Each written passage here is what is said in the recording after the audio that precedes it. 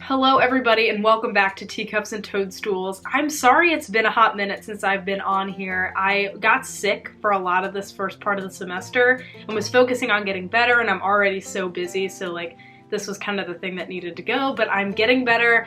I'm recovering from my third cold of this semester, but we're doing great. And I just wanted to update you here about like some upcoming things to get excited about. I haven't been completely on hiatus. I have been working on some video ideas that are a little bit longer term and not just these short sit-down videos that I really, I'm passionate about and wanted to give a try. And so you have those to look forward to. I'll keep them a surprise for now. But yeah, just so you know, I have been working on things. It's just gonna be a little while before I think those come to fruition and you actually get to see them, but very exciting stuff. So yeah, hello everybody. Welcome back. I'm so glad to be back. And I have my mug today. It's a bunny. You can see from the outline over here that it is indeed a rabbit over here, but if I zoom in on the writing right here, we're gonna get into what I'm gonna talk about in this video today. And here, I'll zoom it in. Is it gonna, maybe? It says, "It could be bunnies." And this is a reference to all my friends out there who are fans of Buffy the Vampire Slayer.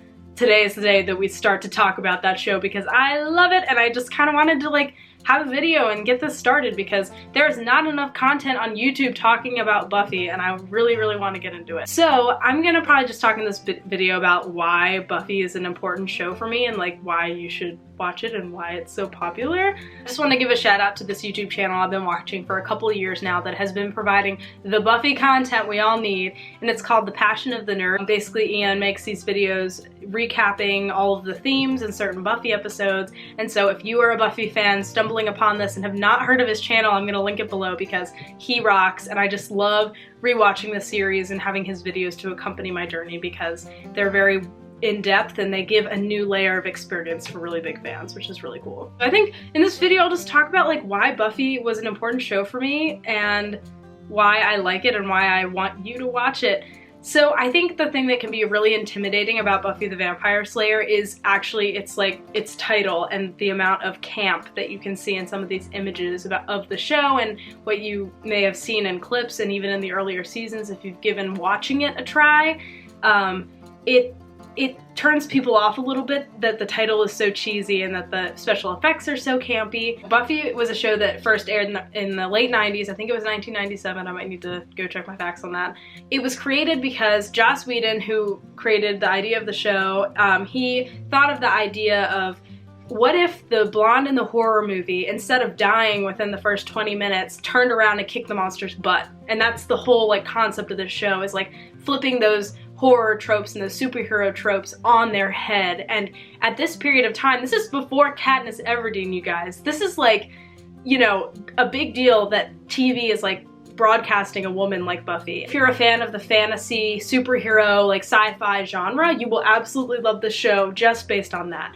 But if you are not a fan of that genre, stick with me because there's more in the show for you. So I personally don't lean toward the sci-fi fantasy genre, especially like the superhero-y kind of stuff. I've never been a fan of like fight sequences and stuff, and this show is full of them, yet it's still my favorite show of all time. And I think that says a lot about the actual content of the show as well as just the cool sci-fi aspect of the show as well. What's really neat about this show is on the surface it's about a girl who slays vampires and kicks demons' butts, but underneath all of it, it's a story of a girl growing up, and each season covers a different aspect of growing up in the world and different aspects of our society, and that was what really got me, is that it was more than just a show about a cool girl kicking butt. It was a show about a real girl who went through struggles and had friends and had boyfriends and talked about things that I can relate to, or I could relate to when I was in high school.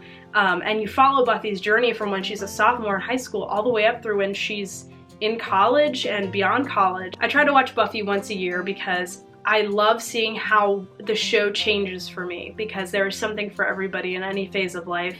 And this show so specifically is covering the era of life that I'm in right now. And it's interesting, I first watched Buffy when I was a sophomore in high school, which is the same age Buffy is at the beginning of the show, and how my perception of the show has changed, and like as I've learned the lessons that Buffy is learning and how much more there is to gain from the show as I'm growing into an adult. Not many shows like that have that very timeless quality of relatability to its viewers. In watching Buffy, I will give you a little bit of advice because it can be a very difficult show to kind of get into and get to this part that I'm speaking of about, you know, it really reaching to the depths of growing up and adulthood. The first season is a little bit rough, and it was a mid-season replacement for another show, and so the budget was not there, and it's kind of obvious, especially in the first season and the second season, I will say as well. It is obvious that the production company didn't have as big of a budget as they wanted for what they were trying to achieve. But I urge you to look underneath what you're seeing and hear the writing and hear the sort of things that these characters are talking about. There are glimpses of that depth of the show in that first season. But I will say there are episodes that you can skip in the first season if you're like, I cannot get past the praying mantis episode, which is episode 4 of season 1.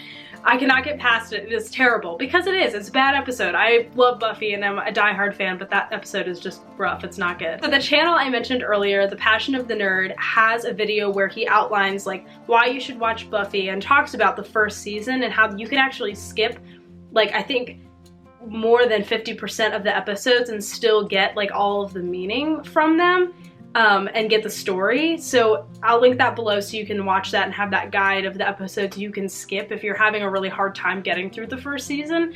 But I encourage you, if you're watching the first season and you're like, this is awesome, this is for me, like, please, like, by all means, like, watch it. I enjoy the campiness. I'm somebody who could look past that, but I totally understand if that's something that you can't look past.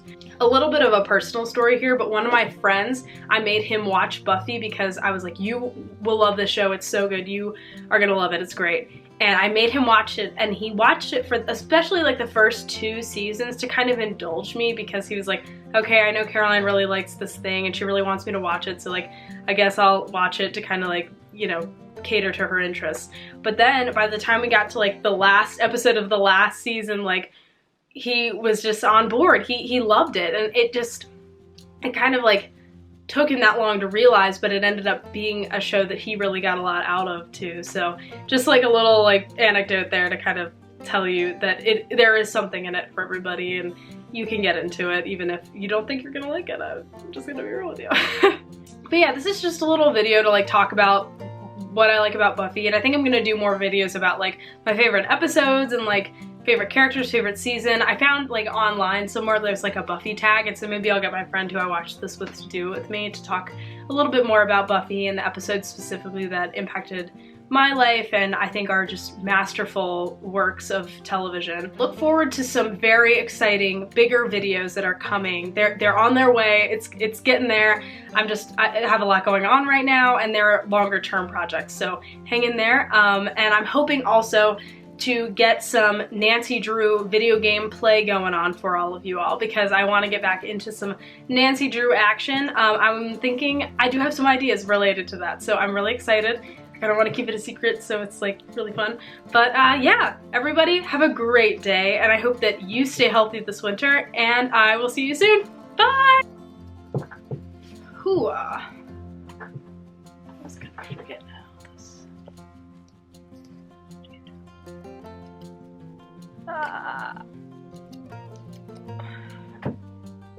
There we go.